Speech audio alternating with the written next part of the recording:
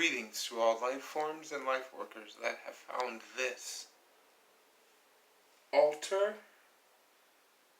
Alchemy, Academia, Lesson 1.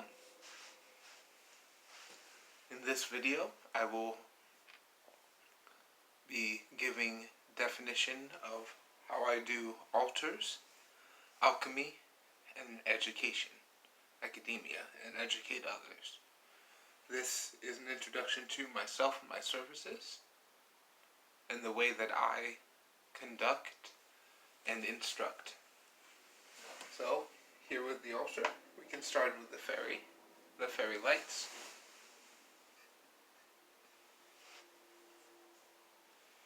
And then we have the 7 card forms of divination. A teapot with the Disney castle of forced perspective, a symbol of my relationship with my fiance. Special magic rocks, symbol of my aunt, which is the wizard and the dragon. Magic, spiritual candles, the oracles and Homer, the Odyssey and the Iliad, a 100-year-old chocolate box. Each object has a different connection and resonance to me that brings power when I assemble it in a grid such as this, which helps with knowledge information transfer.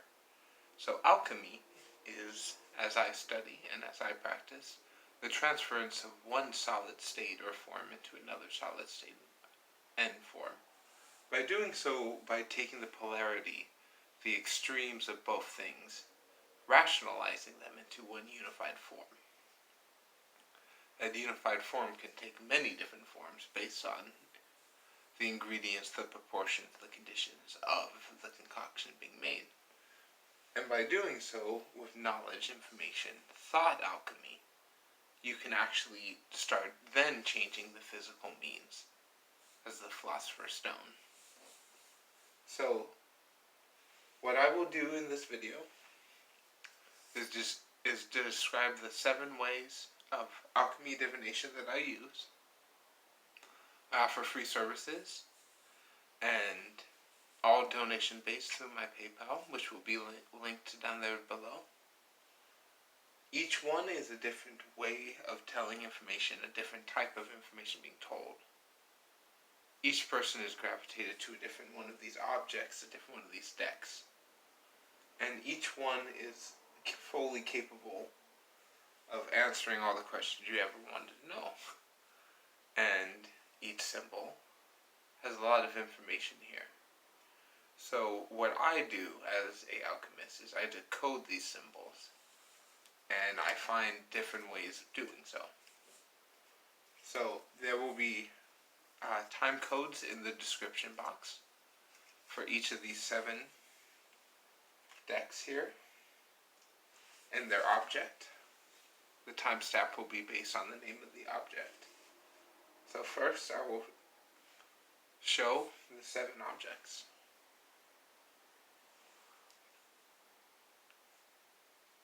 We have a Pegasus,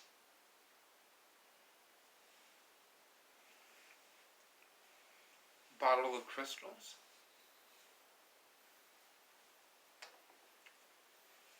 my family crest, meditating Rafiki, broken eagle pocket watch,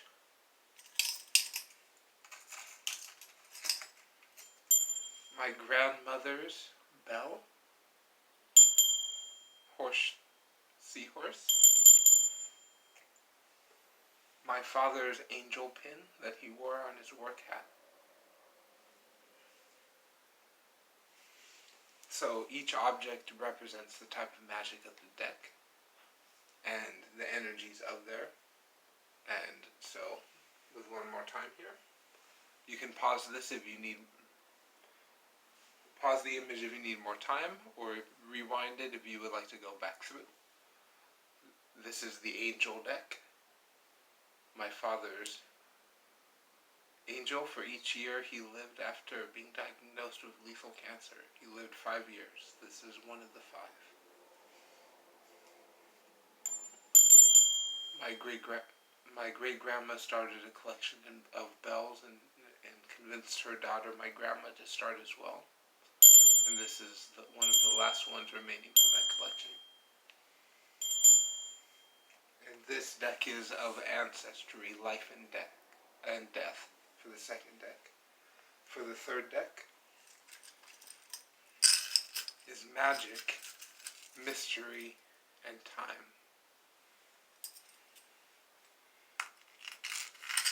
This deck was created at a event for the purpose of divination in a game that is not divine in many natures.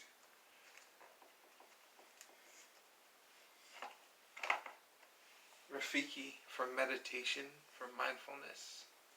Deck number 4, which is Oz, fairy, breath, cosmic, magical information and knowledge.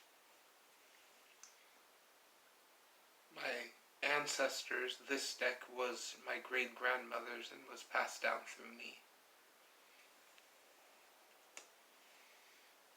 Deck number 5 is Ancestry Magic.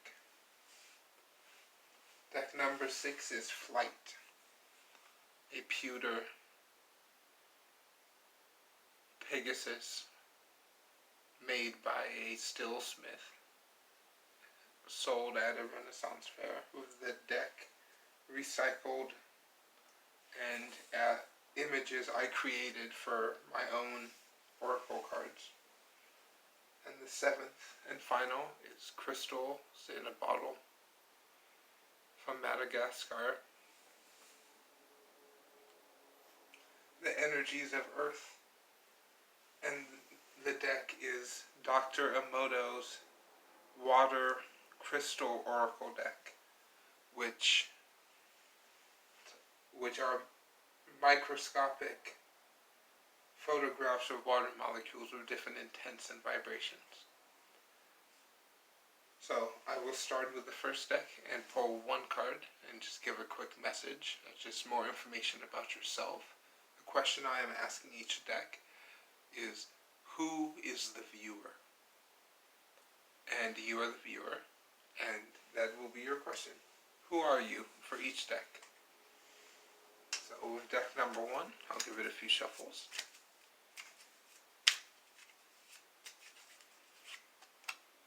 So your attitude and the way you present yourself and project yourself in this world is angelic, even if you don't see it that way.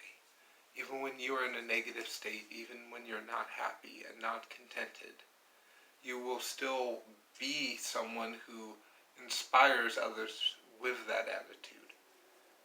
You probably notice the infectious way of your attitude. If you are happy, others are happy. If you're sad, others are sad. That's not a common thing, maybe for you and those around you. But I have learned that the attitude, most people don't have control of it. And those who do are really becoming advanced in their own way. And by continuing to be aware of your attitude, you will be better capable when someone else's attitude comes in hostile, trying to take over the situation with a negative attitude. You can more deal with the consequences of your attitude and just be like, I'm chill, I'm happy, I don't care what you say, and move on with your life. And with the second deck, the oceans and the seas are love and life in all aspects. And when those aspects are created with man and nature in harmony, the beauty just echoes throughout all time and space. So this deck is life and death. And the money and wealth you want and coming to you is already there, already exists within you. You just have to remember and speak that wealth frequency once a day. And say that you are powerful, say you're wealthy, say you're grounded and connected into nature. By doing so, you can fertilize and plant the seeds of your life and your passions in this very green, natural way that inspires other beings all around you. Thank you. And for deck number 3, time is just an illusion, but the creations that we make of ourselves, the planet, and others echo throughout all eternity.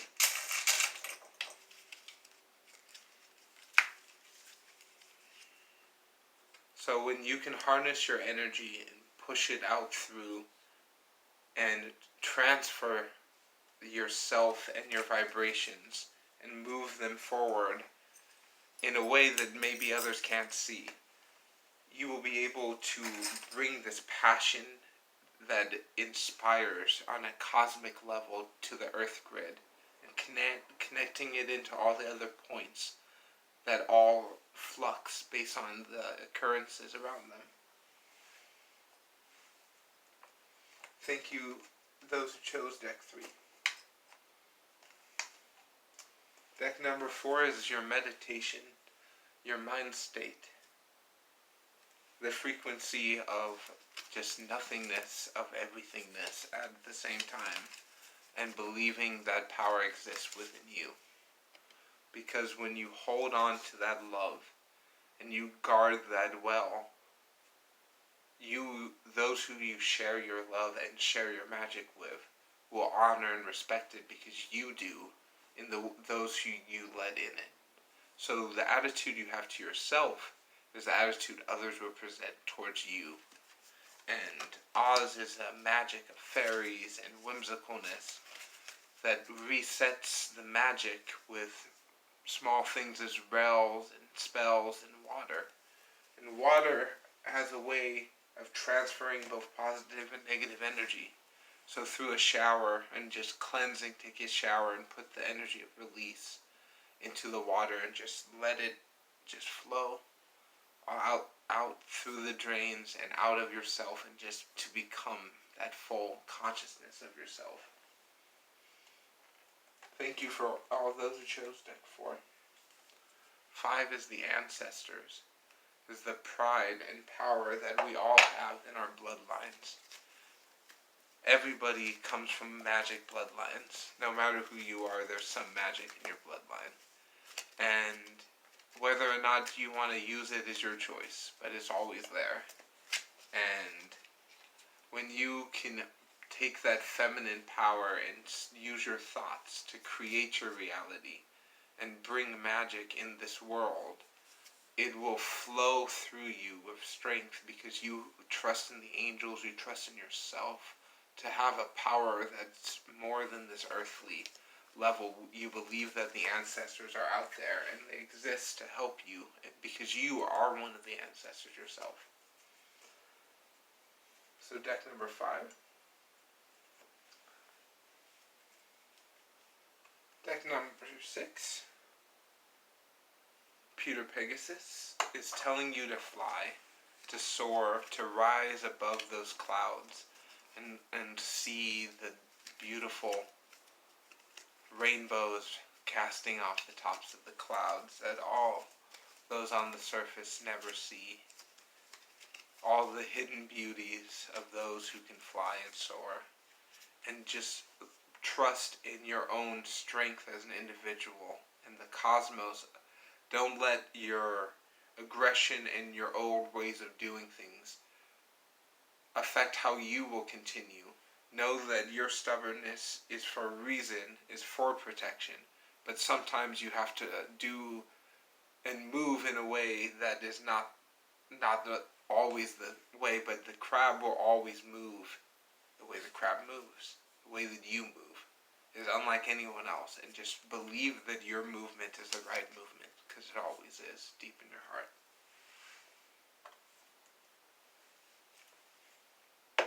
Okay, so deck number 7 is water crystals.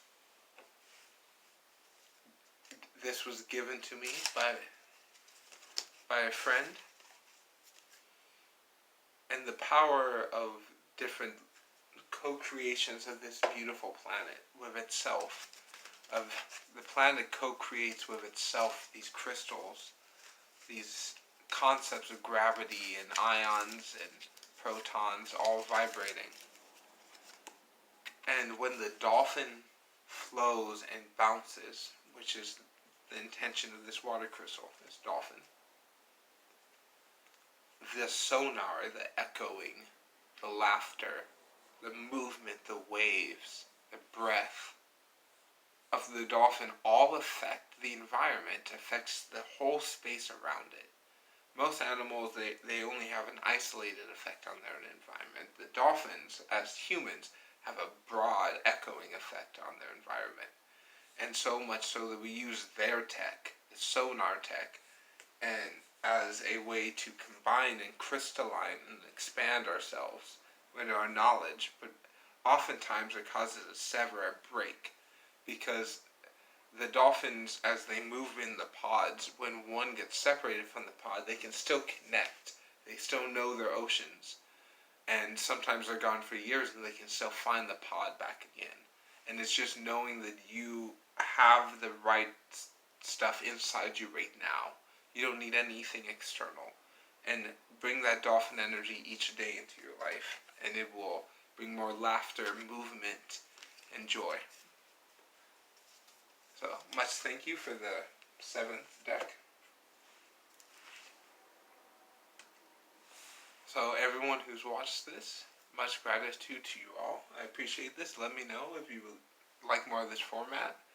We're going to do more private sessions. You can contact me either through email, which is in the description, or leave a comment, and feel free to share this video with anyone else who you think will resonate. Much love to you all.